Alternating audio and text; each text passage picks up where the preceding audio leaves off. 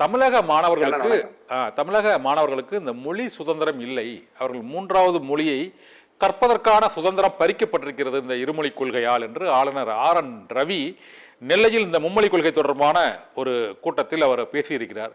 இது ஒரு சரியான வாதமாக நீங்க எப்படி பாக்குறீங்க சார்? RN ரவியை பொறுத்த வரைக்கும் தமிழ்நாட்டினுடைய இந்த சமூக நீதிக்கான திராவிட மாடல் அரசு அல்லது திராவிடிய கருத்தியல், பகுத்தறிவு சிந்தனை, இவையெல்லாம் இனம், மொழி, தமிழ், இதெல்லாம் இங்க செழித்து வலிமை பெற்று இருக்கிற நம்முடைய தமிழ்நாட்டில் நம்முடைய அரசியல் களம் RN ரவி இதுவரை பார்த்திருக்காத ஒரு அரசியல் சூழலை இங்க பாக்குறாரு. அப்ப அது இந்தியாவில் தமிழ்நாடு மட்டும் இப்படிப்பட்ட ஒரு அறிவு சரிந்த முன்னேறிய மாநிலமாக தமிழ்நாடு எப்படி இது வலிமை பெற்றிருக்கிறது என்றால், அது 1920 துவக்கி நீதி கட்சியில் இருந்து 100 ஆண்டுகளுக்கு மேலாக இங்கு சமத்துவம், சமூக நீதி, இவர்கள் ஆளுநர் வலியுறுத்துகிற இந்த ஆன்மீகம் அல்லது சனாதனம், இந்த மாதிரியான இந்த வர்ணாசிரம தர்மம், இவைகளெல்லாம் தகர்த்து இந்த மண்ணில் தமிழ்நாடு ஒரு அறிவியல் சார்ந்த அரசியலை நம்ம இங்க முன்னெடுத்ததுனால நம்ம முன்னேறி இருக்கிறோம். ஆகவே ஆளுநருக்கு அது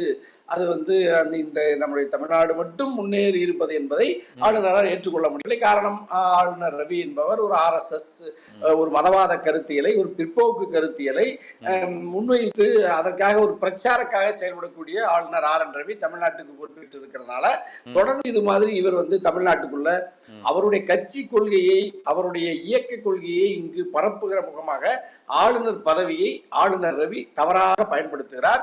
மாணவர்களுக்கு 3 மொழிகளை கற்கிற உரிமையை நாம் பறிக்கிறோம் என்கின்ற குற்றச்சாட்டை ஆதாரம் இல்லாமல் அல்லது தமிழ்நாட்டினுடைய அடிப்படை மொழிக் கொள்கையை உணராத RN ரவி ஒரு எதிர்க்கட்சி தலைவரை போல அல்லது ஒரு அரசியல்வாதியை போல, அரசியல்வாதியே தமிழ்நாட்டில் பேசுவதற்கு அஞ்சுகிற கருத்தை ஆளுநர் ரவி பேசுகிறார். ஆகவே ஆளுநரை உடனடியாக மத்திய ஒன்றிய பாஜக அரசு திரும்ப பெற வேண்டும் அப்படின்னு நம்ம தொடர்ந்து அனைத்து கட்சிகளும் அறிவுறுத்துறாங்க, கோரிக்கை வைக்கிறோம். அதுல நம்ம தொடர்ந்து இந்த கருத்தையொட்டியும் ஆளுநர் திரும்ப பெற வேண்டும். ஆளுநர் மரபுகளை மீறுகிறார், ஆளுநர் அரசியல் சாசன சட்ட முறையமைவுகளை மீறுகிறார் என்பதனால் இது கண்டிக்கத்தக்கது.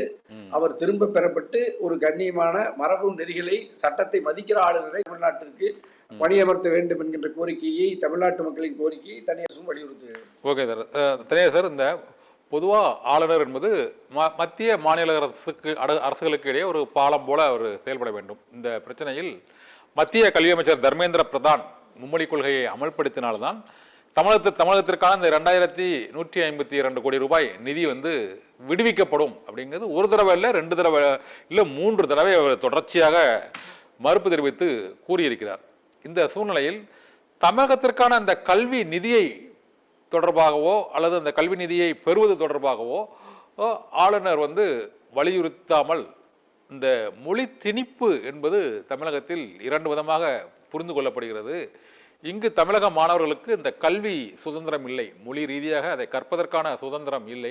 இருமொழி கொள்கை என்ற பெயரில் கடந்த 50 ஆண்டுகளுக்கும் மேலாக, நீங்கள் கூறியது போல ஒரு 100 ஆண்டுகளுக்கும் மேலாக அந்த தமிழர்கள் அந்த இருமொழி கொள்கையை கடைபிடித்து வருவதால் இன்னொரு மொழியை, அதாவது அண்டை மாநில இந்தியாவில் உள்ள மற்றொரு மாநில மொழியை கற்பதற்கு கூட அவர்களுக்கு தடுக்கப்படுகிறார்கள்.